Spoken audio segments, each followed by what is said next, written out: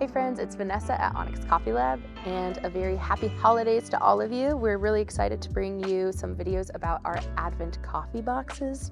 Hopefully you guys have an Advent box sitting in front of you. You're ready to brew some coffee.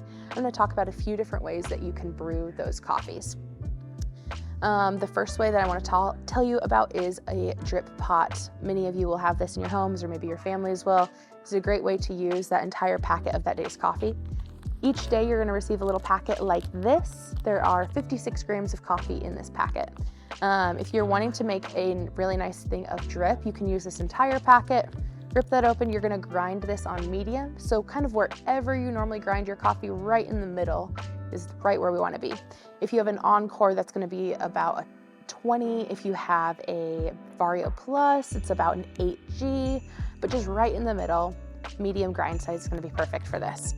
You're going to grind that, put that in your filter. We love a Mocha Master, but there's lots of good options out there. Whatever you have is going to work perfectly. And then for the whole packet of coffee, we're going to do about 890 mils of water, or about 32 ounces, about a liter of water. So go ahead and just fill that up into your drip. Press start. It's going to brew. It's going to be perfect. It's going to be super tasty. If you don't want to use the entire packet, you can also do about 53 grams of this and then 30 ounces of water, and then use those other 3 grams as a purge for your grinder, just to be able to clean out the grinder from day to day. If you want all of the coffee you can get, go ahead and just pour that whole thing in there with about 32 ounces. Super tasty. That's a great option for you today. Another good option to brew that coffee is going to be on French press. French press, maybe slightly smaller recipe, so we're going to take 50 grams of this coffee and 800 mils of water. My favorite French press recipe is going to be our 3-2-1 French press recipe. We'll put a little link to that down below as well. But for this, you're also going to grind very similar to how you would for drip. It's just slightly coarser. You're not going to go as coarse as you would if you're making a traditional French press following this method.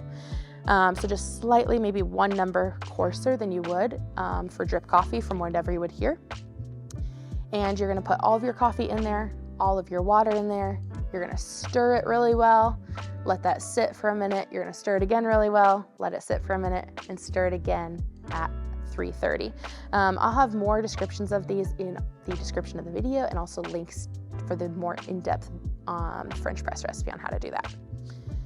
The last way that we are going to show you on how to brew these Advent coffees is pour-over. Each day of Advent is going to have a special pour-over recipe for it. So I'm going to go show you how to do the generic recipe on following this every single day. But every day of Advent, we'll have a video come out that tells you a little bit about that coffee, and it also has the recipe, the exact grind size, water temperature, and brew time following this recipe. We're really excited about Advent in general. It's so fun to have 24 different coffees be able to come out all at once. And just be able to try all of those.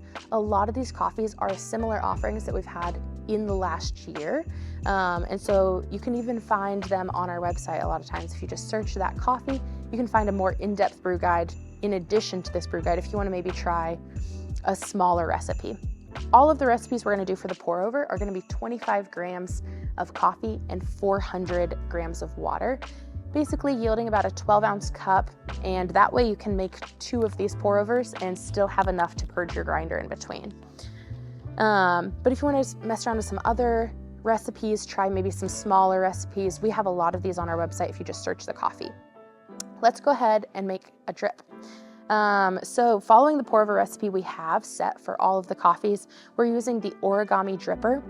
We're using this dripper because it is a cone filter, or it is a cone dripper, but you can do either a cone filter like I have in here, or you can also do a flat bottom drip filter in there. So it's really versatile. This recipe is going to work whether you have a Kalita or a V60 or anything else that's going to be similar in here. It's a super approachable recipe.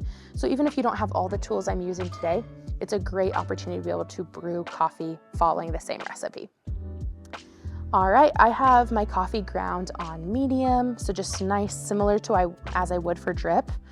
This recipe as well is very similar to the way that maybe like a drip pot would work. So I have just 4 pours I'm going through, and it is like a heavy pour, a spiral pour, And it's going to mimic very similarly to what a drip machine does. So again, it's super approachable, good option to use this recipe. Let's go ahead and start. I'm going to first rinse my filter. This is just fresh off a boil right now, so I had my water set to 205 degrees. It's boiling. I'm going to rinse that, let that drain out, and then after it sits here for about 20 to 30 seconds, it's the perfect temperature for me to go ahead and start brewing. Again, if you click in each of these videos for every day of Advent, we'll have slightly different variations on this exact recipe. But if you don't want to do each of those, you could use the same exact recipe for every one, and it's still going to be super tasty, really good. My filter is all rinsed. I'm going to go ahead and add my 25 grams of coffee in here. All right. And we want to just level that brew bed out. So you'll notice when you pour it in there, we're going to try to avoid getting it on the sides of the filter too much. I pour it pretty slowly in the center. Just give that a little shake so it's nice and level. 25 grams, or if you don't have a scale, it's going to be about 5 tablespoons, about a quarter cup of coffee. Let's go ahead and start with our bloom. We're starting our timer. The bloom is just saturating all of the coffee. So I'm just starting in the center, working my way outwards, getting all of that coffee nice and saturated. When that happens, I'm generally doubling my mass. So I started with 25 grams and I've just bloomed with 50 grams of water. My next pour is a really heavy center pour. It's going to start at 30 seconds and it's going to go just straight into the center, pretty heavy flow rate. I'm going to do maybe a small circle in the middle, but I'm not doing any sort of spiraling or anything like that. 30 seconds, doing a heavy center pour. And I'm letting all that coffee raise up in the brew bed. I'm pouring all the way up to 200 grams. This is a pretty big pour. Again, this is very similar to something that like a drip machine is going to do.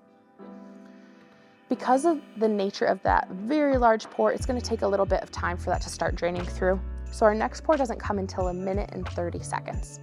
Whether you're using a flat filter or a cone filter is going to look slightly different here on how that coffee is draining.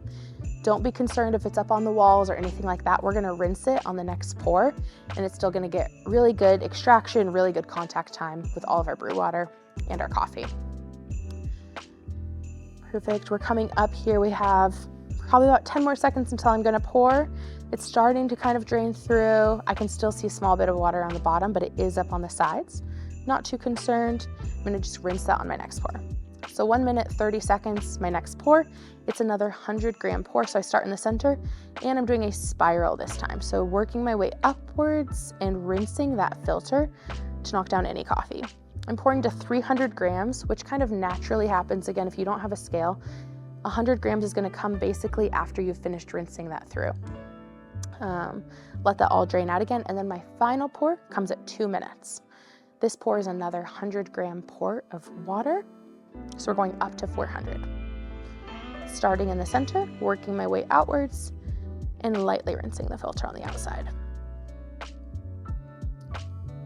All right, we're at 400, and then this is going to drain through. Depending on the coffee, your drain time is going to differ. Also, depending on whether you're using a cone or a flat bottom filter, the drain time is going to vary a little bit, probably 10 to 15 seconds. The cone tends to go slightly longer than the flat bottom filter is going to.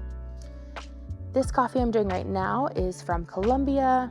It is a wash process. It's probably going to drain through fairly quick. I'm probably looking for about 45 seconds to a minute drain time, but each of those coffees are going to have specific drain times on each day of Advent. So make sure to check those out. This is a pretty simple recipe. I hope you guys are able to practice and use this, serve your family, serve your friends, try out some tasty Advent coffees. We're really excited to bring Advent to all of you again this year and hope you're able to brew up some really tasty coffee.